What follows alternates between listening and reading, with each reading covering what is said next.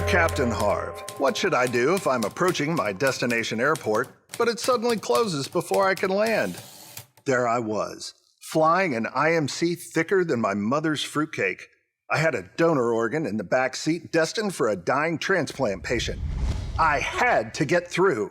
Just as I was passing the initial approach fix, the radio crackled to life with a voice telling me the cloud deck was below minimums. The airport was closed. Closed? But I had to get that precious life-saving cargo on the ground. Stat! The sick porcupine wasn't going to make it another 12 hours without a quill transplant. You're not gonna die on my watch! Live, damn you, live!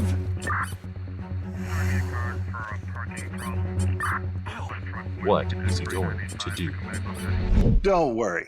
Everything turned out fine.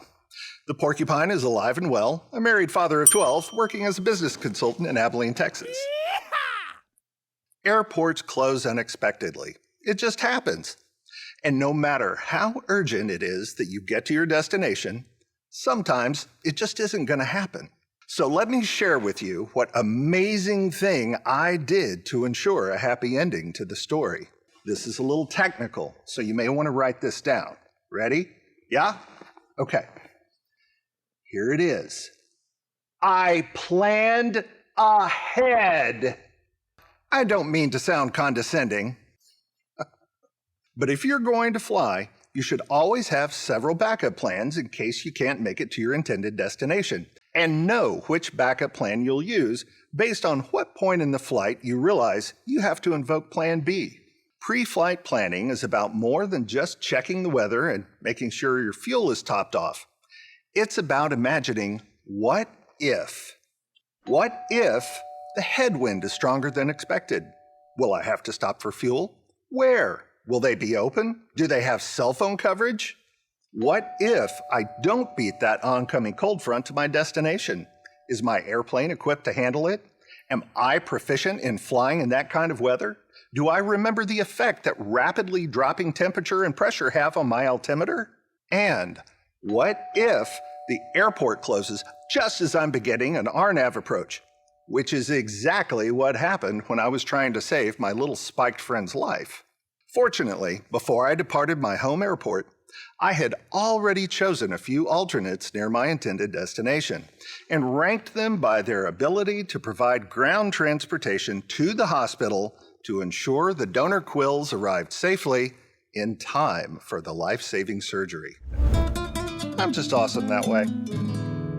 Now, there are several pre-flight planning tasks and decisions that are common to all flights, such as checking the weather, calculating fuel, things of that nature. But only you know what other things should be considered. Hop in a simulator or perform a chair flight before you go. Write down potential challenges and how to address them as you perform your practice flight. All along the way, keep asking yourself, what if? And decide what you'll do. Finally, when you're making your actual flight and something goes wrong, remember that you put a lot of careful thought into your contingency planning.